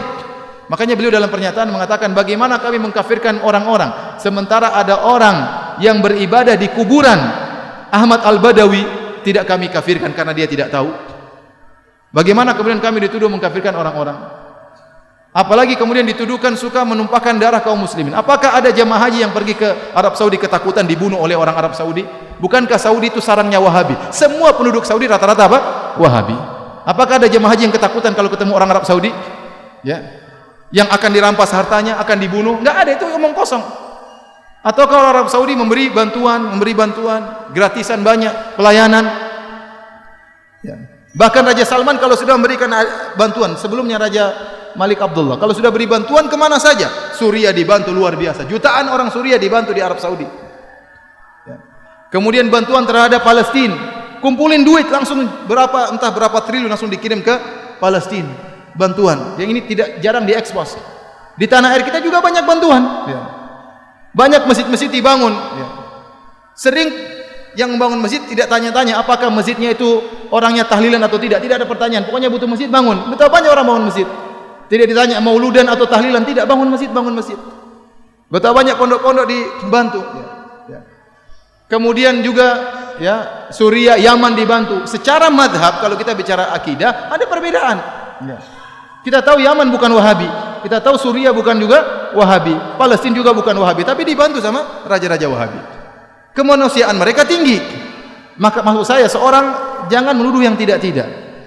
Kalau dia menuduh bahwasanya Syekh Muhammad bin Wahab melarang untuk ziarah kubur, tidak benar. Kita suruh ziarah kubur, yang tidak boleh kalau minta kepada penghuni kubur. Ya. Dilarang bersolawat. Saya bilang kita tiap hari bersolawat. Allahumma sholli ala Muhammad sallallahu alaihi wasallam. Berulang-ulang dalam ceramah kita bersolawat ya. Yang dilarang mungkin solawat yang mengandung mana-mana kesyirikan, itu yang dilarang. Adapun kalau solawat yang sunnah silakan. Ya. Oleh karenanya seorang berhati-hati tatkala memberi tuduhan yang tidak-tidak ya, karena termakan dengan provokasi sebagian orang. Kalau dia nuduh Syekh Muhammad Abdul Wahab dengan tuduhan yang tidak-tidak, ingat dia akan disidang oleh Allah pada hari kiamat. Kita kalau nuduh orang tidak benar, kita akan disidang berhadapan dengan Syekh Muhammad bin Abdul Wahab, dan hati-hati jangan-jangan pahala kita diambil oleh beliau seluruhnya. Karena kita tuduh dia dengan tuduhan yang tidak-tidak. Ya, ini bahaya, hati-hati. Maka seorang tatkala berbicara hendaknya dia berpikir sebelum mengucapkan apa yang dia ucapkan. Dan saya katakan bahwasanya kita bersabar kalau dituduh yang tidak-tidak, yang penting kita menjalankan sunnah. Dan ingat, kita tidak ada yang mengkultuskan Syekh Muhammad bin Abdul Wahab. Syekh Muhammad bin Abdul Wahab rahimahullah hanyalah seorang ulama yang bermadzhab Hambali. Dan dia bisa salah bisa benar. Kalau salah kita tolak, kalau benar kita ambil. Dia sebagaimana ulama-ulama yang lain, bisa salah bisa benar. Makanya dalam kajian-kajian kita juga hampir tidak pernah kita bilang berkata Wahabi, berkata Muhammad bin Wahab, tidak pernah. Saya yang sampaikan dari apa saya ucapkan. Perkataan Syekh Muhammad bin Wahab tidak ada saya ucapkan, tidak ada saya nukilkan. Ya, hampir tidak pernah. Kita sampaikan perkataan para ulama, perkataan ahli tafsir, siapa saja. Maka jangan kita berbuat zalim terhadap seorang pahlawan seperti Syekh Muhammad bin Abdul Wahab. Beliau adalah pahlawan. Dengan jasa beliau berdirilah kerajaan Arab Saudi. Dengan jasa beliau berdirilah kerajaan Arab Saudi. Yang sekarang kita bisa merasakan kenikmatan adanya kerajaan Arab Saudi. Ya. Adanya ketentraman, adanya keamanan, adanya ibadah yang tentram di sana. Bagaimana bantuan kerajaan Arab Saudi kepada negara-negara Islam, itu salah satu jasanya Syekh Muhammad bin Abdul Wahab rahimahullahu taala. Jadi saya sering sampaikan, Syekh Muhammad bin Abdul Wahab itu di Saudi seperti tuanku Imam Bonjol di tanah air kita, seperti Pangeran Diponegoro di tanah air kita. Maka mereka cinta kepada pahlawan mereka, wajar. Kalau mereka cinta, mereka pelajari buku-bukunya, tapi mereka tidak fanatik. Kalau salah dibilang salah. Wallahu a'lam bishawab.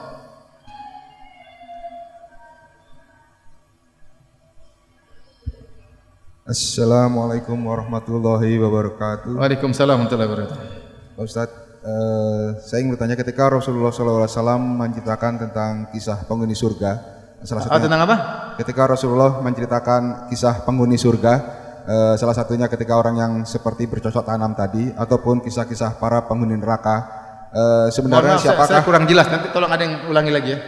Coba mic-nya agak dijauhkan. Assalamualaikum warahmatullahi wabarakatuh. Waalaikumsalam warahmatullahi wabarakatuh. Ketika Rasulullah SAW menceritakan kisah penghuni surga, mengapa? Penghuni surga,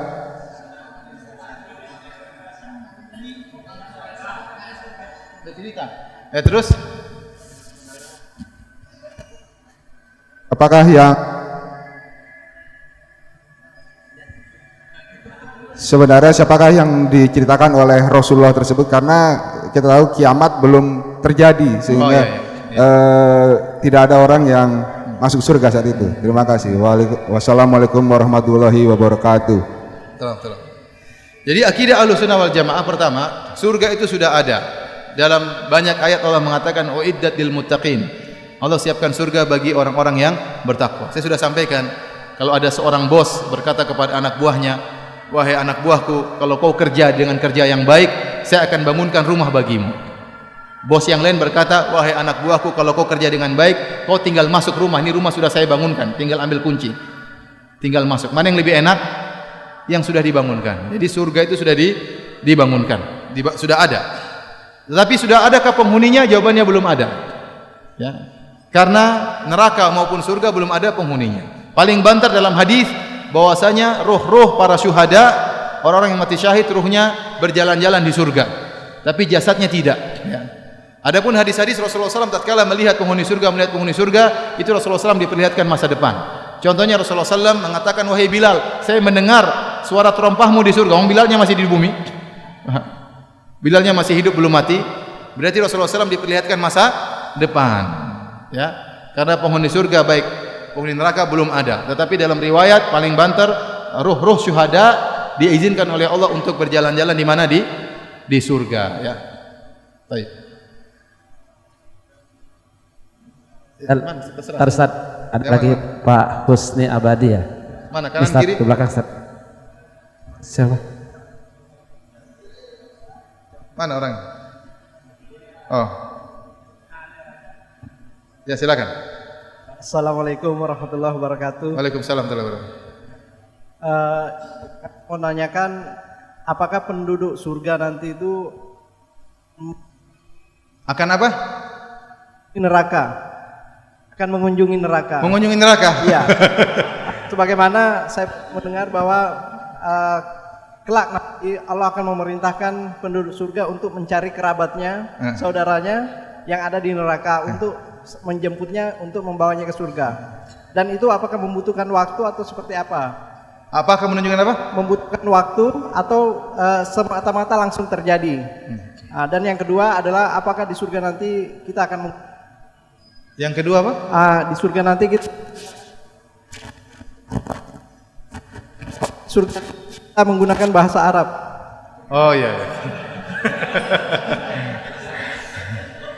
Ya, yang kedua dulu saya jawab ya. Apakah penghuni surga berbicara dengan bahasa Arab? Tidak diragukan bahwasanya bahasa Arab adalah bahasa yang terindah ya. Orang antum tanya siapa saja, baik orang Inggris, orang Jerman, orang Perancis, yang mereka ngerti bahasa Arab, mereka pasti katakan bahasa Arab lebih indah daripada bahasa yang lainnya. Dari sisi bahasanya, dari gramarnya, ya dari balaghahnya sangat indah bahasa apa? Bahasa Arab ya. Tetapi dalil-dalil yang menunjukkan bahwasanya penghuni surga berbicara dengan bahasa Arab itu hadisnya lemah seluruhnya ya. Lemah seluruhnya. Ada yang mengatakan kamu harus belajar bahasa Arab. Nanti kalau nggak bisa bahasa Arab gimana mau rayu bidadari? Bilang tenang saja, sudah diatur oleh Allah Subhanahu wa taala. Tapi apakah ngomongnya bahasa Arab, bahasa Indonesia saya tidak tahu. Tapi yang jelas ada komunikasi di sana, ya. Tapi hadis-hadis yang menunjukkan penghuni surga berbicara bahasa Arab, hadisnya apa? Lemah secara sanad. Tapi tidak diragukan bahwasanya bahasa terindah adalah bahasa Arab. Jadi wallahu alam, ya. Kemudian masalah penghuni surga mengunjungi penghuni neraka, ya. Apakah perlu mereka mengunjungi penghuni neraka? Tapi kalau dalil-dalil menunjukkan terjadi dialog. Penghuni surga berbicara dengan penghuni neraka seperti masalakakum fi saqar. Ya. Apa yang menjadikan kalian masuk neraka? Saqar. Jadi ada dialog di antara mereka, ya. Penghuni surga neraka di antara siksaan yang Allah berikan kepada mereka, mereka melihat penghuni surga. Allah sebut dalam surat Al-A'raf, penghuni neraka berkata, "Wa nada ashabun nari ashabal jannah an afidu alaina minal ma' au mimma razaqakumullah." Penghuni neraka berkata, "Wahai penghuni surga, berikanlah makanan dan minuman kalian kepada kami." Jadi mereka tersiksa, mereka sedang kehausan, sedang kelaparan, mereka lihat ada orang sedang makan-makan di sana. Jadi itu di antara siksaan yang Allah berikan kepada penghuni neraka jahanam. Jadi terjadi dialog benar antara penghuni surga dengan penghuni neraka. Tapi apakah mengunjungi sampai masuk neraka? Ini yang saya saya rasa tidak perlu ya. Tetapi benar bahwasanya nanti pada hari kiamat kelak ada syafaat.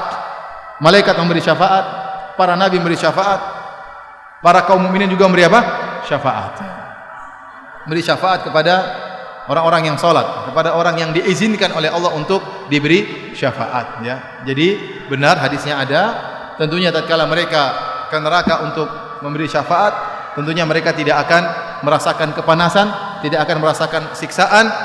Itu urusan Allah Subhanahu wa taala ya. Tapi kalau kunjung-kunjung setiap sore main-main ke neraka saya tidak tahu dalilnya ya. Tapi kalau dialog terjadi ada dialog antara penghuni neraka dengan penghuni surga ya. Wallahu a'lam bishawab. Ya, Ustaz. Bismillahirrahmanirrahim. Ustaz mau tanya, apakah sebelum hari kiamat datang untuk saat ini sudah ada umat muslim yang menghuni surga? Oh, tadi sudah ditanyakan ya. Apakah sebelum hari kiamat sudah ada orang muslim yang tinggal di surga? Ya. Jawabannya tadi sudah saya jawab, tidak ada. Bahkan pintu surga tidak akan terbuka kecuali yang mengetuknya Nabi sallallahu alaihi wasallam. Pintu surga tidak akan terbuka kecuali yang mengetuknya Nabi sallallahu alaihi wasallam, dan Nabi tidak dibangkitkan kecuali pada hari kiamat kelak. Tapi disebutkan memang dalam hadis, arwahus syuhada, ruh-ruh para syuhada berjalan-jalan di surga. Sekedar ruhnya saja, jasadnya tidak ya. Baik, ada lagi yang bertanya? Silakan.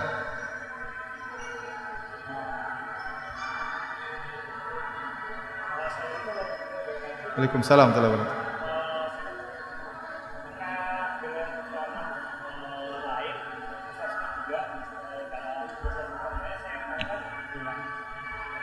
Assalamualaikum warahmatullahi wabarakatuh. Waalaikumsalam. Saya pernah mendengar kajian lain sama Ustaz Sunnah juga. Di situ dikatakan orang-orang Muslim, orang-orang mukmin yang masih ada dosanya, masih banyak dosanya, sebelum dia memasuki surga akan dibersihkan dulu dosa-dosanya di neraka. Nah, yang saya tanyakan adalah mereka yang mengerjakan hal-hal yang tidak diajarkan oleh Rasulullah seperti bid'ah-bid'ah, ya bisa kita sebutkan ahlul bid'ah lah ya. Itu apakah berarti mereka di neraka? Mampir dulu di neraka. Iya, mampir di neraka dulu baru ke surga. Sebab mereka juga melakukan sholat, mereka juga melakukan puasa.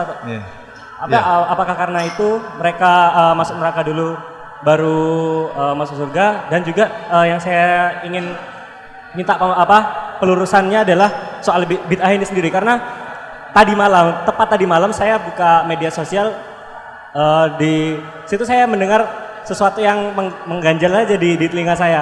Tidak semuanya bid'ah itu yang tidak disyariatkan oleh Rasulullah. Jadi saya mikir apakah ini suatu syubhat yang halus seperti kata Ustadz Yazid rahimahullah, astagfirullah, hafizahullah.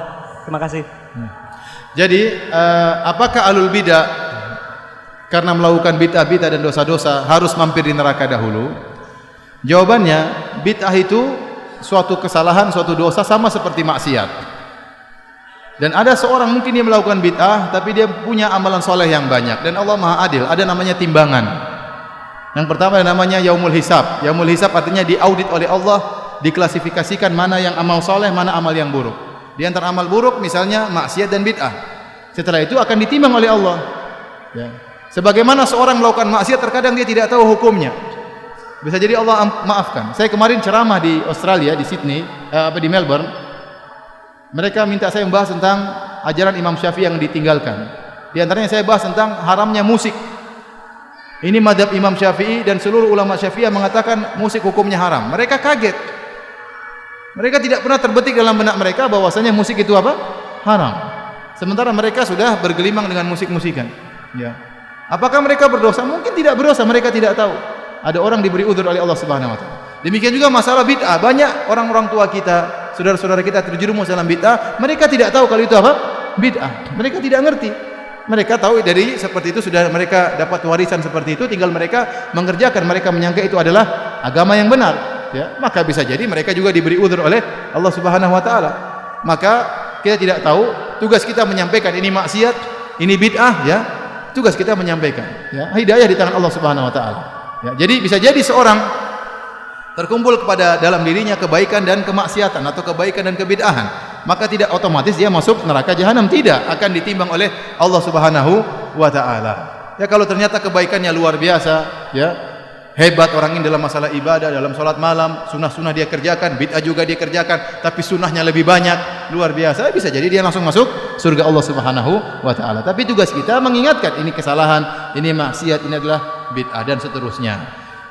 Taib, yang kedua, apakah ada bid'ah yang baik? Benar, sebagian ulama menyebutkan ada istilah bid'ah hasanah, terutama ulama Syafi'iyah menyebut ada bid'ah yang mamduha, bid'ah yang terpuji. Ini seperti perkataan Imam Nawawi, perkataan Al-Iz bin Abdissalam, ya, kemudian Suyuti dan yang lainnya, ya. Tetapi kebanyakan yang mereka maksudkan dengan bid'ah hasanah adalah bukan yang berkaitan dengan ritual, tetapi berkaitan dengan sarana. Makanya Al-Iz bin Abdissalam, ya, dalam kitabnya Qawaidul Ahkam fi Masalihil Anam, tatkala dia membagi bid'ah menjadi 5, dan ini diikuti oleh Nawawi rahimahullahu taala, maka disebutkan bid'ah ada 5, ada bid'ah wajib, ada bid'ah sunnah, ada bid'ah mubah, ada bid'ah makruh, ada bid'ah yang haram. Tatkala Anda baca pada bid'ah yang wajib dan bid'ah yang sunnah, ternyata yang dia contohkan bukan masalah ritual, tetapi perkara yang merupakan sarana. Contoh dia sebutkan masalah buat jembatan, ya, jembatan ya baik. Contohnya masalah buat pondok. Pondok ini berkaitan dengan masalah agama. Di zaman Nabi tidak ada pondok, ya. Tetapi ini berkaitan dengan apa? Sarana. Contoh masalah ilmu hadis jarh wa ta'dil. Di zaman Nabi tidak perlu ilmu jarh wa ta'dil, ilmu mengkritiki para perawi. Namun di zaman setelahnya ada ilmu namanya al-jarh wa ta'dil. Si rawi ini pendusta, si rawi ini jujur, si rawi ini kurang hafalannya, si rawi ini ngaco, si rawi ini banyak salahnya. Itu namanya ilmu jarh wa ta'dil, dibuat oleh para ulama agar bisa memurnikan hadis, memisahkan hadis yang sahih dan hadis yang dhaif. Di zaman Nabi tidak perlu karena para sahabat dengar langsung dari Nabi, hadis semuanya sahih. Tapi belakangan ada ilmu ini, dan ini ilmu agama. Makanya dimasukkan dalam bid'ah yang baik. Tapi bukan ritual. Contoh lagi ilmu nahwu dan sharaf. Di zaman Nabi tidak perlu ilmu nahwu dan sharaf. Kenapa? Karena para sahabat semua pakar bahasa. Kita ini yang bahlul-bahlul ini yang tidak ngerti bahasa Arab, maka perlu belajar ilmu nahwu dan ilmu sharaf. Tetapi ini bukan ritual. Ya, ini bukan ritual. Jadi segala perkara yang berkaitan dengan sarana, contohnya Al-Qur'an dikumpulkan. Ini juga bukan ritual, ini sarana. Karena Al-Qur'an di zaman Nabi tidak mungkin dikumpulkan karena Al-Qur'an belum selesai. Tatkala Nabi sudah meninggal, Al-Qur'an sudah sempurna baru dikodifikasikan. Kenapa tidak dikumpulkan? Karena pertama, Al-Qur'an belum selesai. Yang kedua, bisa jadi terjadi nasih dan mansukh, paham? Ayat dihilangkan, ada perubahan dan macam-macamnya.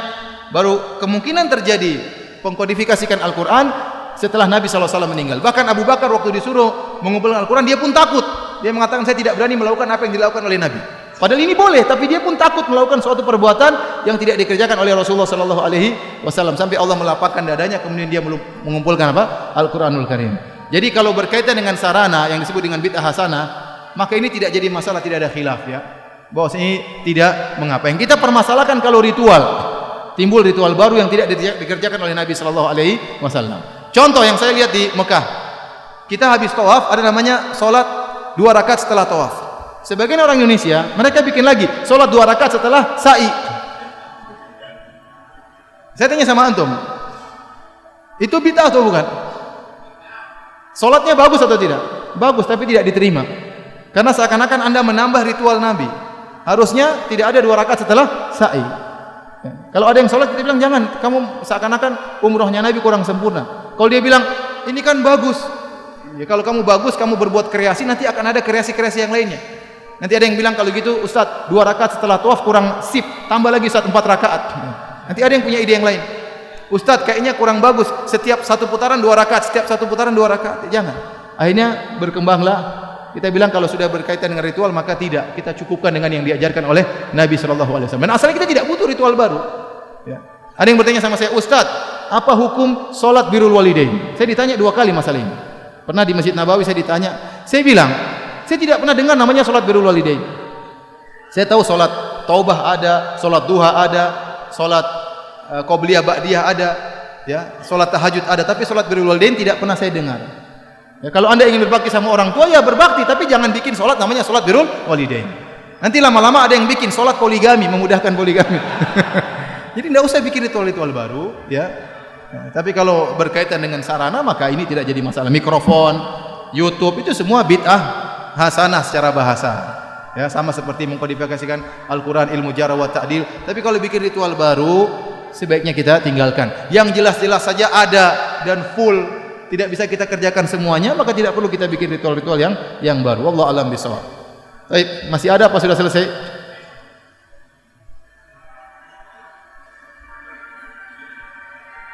Sudah ya? Masih. Dia ada nanya Ustaz tentang Satu umroh. lagi terakhir ya. Tentang umroh Ustaz, tentang membatalkan Tentang apa? badal umroh. Oh, badal umrah ya. Ada saya badalkan umroh saudaranya, kakaknya, masa malah bayi yang ada yang di umroh. Malah sampai 20 sampai 40 orang yang diumrohkan.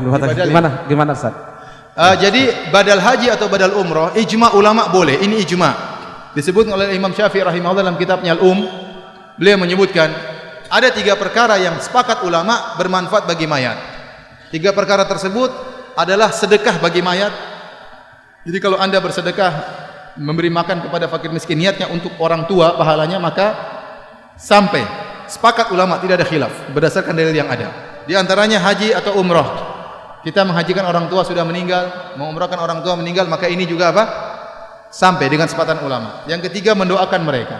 Adapun yang lainnya seperti mengirim bacaan Al-Qur'an maka ada khilaf. Kita berlapang dada. Sebagian ulama mengatakan, Imam Syafi'i mengatakan tidak disyariatkan dan dikuatkan oleh Ibnu Katsir, namun mazhab yang lain mengatakan apa? Sampai. Maka kita berlapang dada karena masalah khilafiyah. Tapi kalau 3 perkara ini, bersedekah atas nama mayat, mengajirkan atau mengumrahkan mayat, kemudian mendoakan mayat, maka ini bermanfaat bagi mayat, ya.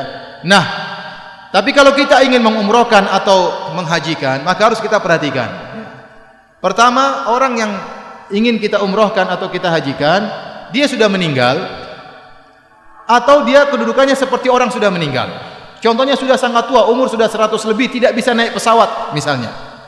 Ya seperti seorang wanita datang kepada Nabi, ya Rasulullah, inna faridatal haji adrakat abi syaikhan kabiran la yathbut ala rahilah. Ya Rasulullah, ayahku secara materi harusnya wajib haji karena dia sudah punya kemampuan, tetapi dia tidak bisa kokoh di atas onta. Kalau naik onta bisa jatuh. Dahulu orang haji dengan onta. Apakah boleh saya hajikan? Kata Nabi, boleh. Ini uangnya mampu tapi fisiknya tidak mampu. Ada orang seperti itu. Ya, ada orang yang fisik dan harta tidak mampu. Ya. Tapi ada orang yang secara fisik dia tidak mampu tapi hartanya mampu. Ya, maka kita boleh hajikan orang tua kita atau umrohkan kalau sudah meninggal atau yang kedudukannya seperti orang sudah meninggal, seperti sudah sangat tua atau sakit-sakitan yang komplikasi yang menurut dokter tidak mungkin sembuh. Maka kita boleh hajikan, kita boleh umrohkan. Nah, kita suruh orang yang sudah haji, yang sudah hajikan atau umrohkan, ya, dia sudah pernah haji, sudah pernah berumrah, baru dia menghajikan atau mengumrohkan. Kemudian kalau orang pun sudah haji, dia hanya boleh menghajikan satu orang pada tahun itu. Karena ada orang penipu ya ikhwan, benar ini. Jadi dia hajikan 70 orang. Dia bilang, saya berniat haji untuk si fulan dibaca 70 daftar. Ini enggak boleh. Satu orang hanya boleh menghajikan satu orang. Satu orang hanya boleh mengumrahkan satu orang. Kalau mau nanti umrah berikutnya. Ya. Jadi kalau kita ingin mengumrahkan, menghajikan, cari orang yang amanah atau kita sendiri yang melakukannya. Karena sebagian saudara-saudara kita ditipu. Saya pernah ditawarin, ada orang nawar, Ustaz, ada orang mau menghajikan orang tua saya. Berapa biayanya? 500.000. Gimana menghajikan 500.000? Naik taksi aja nggak cukup 500.000. Nanti dikasih apa? Sertifikat. Ya sertifikat cuma 5 real. Cuma tulis telah jadi haji si fulan. Isinya dusta, nggak mungkin. Maka yang paling penting kita cari orang yang amanah untuk menghajikan atau mengumrahkan. Ya. Sudah ya? Sudah ya? Ya nih Ustaz, tentang umroh tadi, mau nyambung dikit. Umroh. Misalkan saya ke umroh ke Mekah, masih di Mekah, sudah selesai umroh, kita keluarga untuk mikot. Oh, pengen umroh lagi? Untuk mengumrohkan. Seorang yang ingin berumroh dalam satu safar berulang-ulang, ya, maka ini ada khilaf di kalangan para ulama. Kalau umroh berulang-ulang dalam safar yang berbeda, maka ini sepakat sunnah. Rasulullah SAW mengatakan umroh ilal umroh kafaratan lima bainahuma. Umrah yang satu dengan umrah yang lain adalah penebus dosa di antara keduanya. Para ulama mengatakan sebaiknya seorang menunda sampai 2 minggu atau 3 minggu sampai rambutnya menghitam kembali, baru dia umrah lagi. Yang jadi khilaf di kalangan para ulama, tatkala seorang di Mekah, kemudian dia sudah umrah, dia keluar ke mikot, misalnya ke Tan'im atau ke Ju'ranah atau ke misalnya ke Arafah, kemudian dia masuk lagi untuk apa? Umrah. Maka ini khilaf di kalangan para ulama, ya. Mazhab Syafi'iyah mengatakan dianjurkan. Tetapi saya lebih condong pada dalil bahwasanya tidak dianjurkan. Tapi saya tidak melarang karena ini masalah apa? Khilafiyah. Kalau saya ditanya maka saya katakan tidak disunahkan, tidak dianjurkan. Ya, kenapa? Karena Nabi tidak pernah melakukannya. Bahkan waktu musim haji, Aisyah radhiyallahu taala anha waktu dia haji, dia maunya haji tamattu, qadarullah dia haid. Sehingga beliau radhiyallahu anha tidak bisa haji kecuali haji ifrad atau haji qiran dan beliau belum umrah. Maka setelah itu beliau menangis, maka Rasulullah SAW izinkan dia untuk umrah setelah haji. Waktu dia umrah ditemani oleh saudaranya Abdurrahman bin Abi Bakar. Abdurrahman saudaranya yang nemani tidak ikut umrah, hanya nemani doang. Padahal kalau umrah boleh ulang-ulang sekalian haji apa? Umrah. Tapi dia tidak umrah, dia hanya nemani siapa? Aisyah radhiyallahu anha. Demikian juga Rasulullah SAW waktu haji bersama sekitar 80.000 sahabat, tidak seorang pun dari mereka mengulang-ulang umrah tatkala itu setelah hajian. Padahal mereka lebih semangat beribadah daripada kita. Kemudian juga Rasulullah SAW dalam waktu perjanjian Hudaybiyah, Rasulullah SAW tahun 6 Hijriah dilarang untuk umrah. Maka terjadilah kesepakatan namanya perjanjian Hudaybiyah. Rasulullah SAW boleh umrah tahun depan, tahun 7 Hijriah, dengan syarat hanya boleh di Mekah 3 hari. Maka akhirnya tahun depan Rasulullah SAW umrah dengan sekitar 2.000 sahabat. Masuklah mereka dalam Mekah 3 hari. Tapi Rasulullah SAW selama 3 hari tersebut hanya umrah sekali. Hanya umrah sekali. Padahal setelah 3 hari Rasulullah SAW balik belum tentu tahu apa bisa umrah lagi atau tidak. Tapi kesempatan 3 hari tersebut tidak dibuat ulang-ulang oleh Nabi untuk apa? Umrah, dan tidak seorang pun sahabat mengulang-ulanginya. Jadi kalau saya ditanya, saya lebih condong pada pendapat tidak disunahkan untuk mengulang-ulangi apa? Umrah. Tetapi kalau ada yang melaksanakan umrah, mengulang karena dia ingin mengumrahkan ayahnya atau ibunya, maka saya tidak melarang. Demikian fatwa sebagian para ulama. Kata mereka kita tidak melarang kalau memang dia sangat apa? Rindu, sebagaimana Aisyah ingin rindu umrah karena tidak bisa umrah. maka saya tidak melarang. Tapi kalau pendapat yang saya pilih tidak dianjurkan. Wallahu taala alam bisawab. Demikian saja kajian kita pada kesempatan kali ini ya. Semoga dicatat sebagai amal kebajikan di sisi Allah Subhanahu wa taala.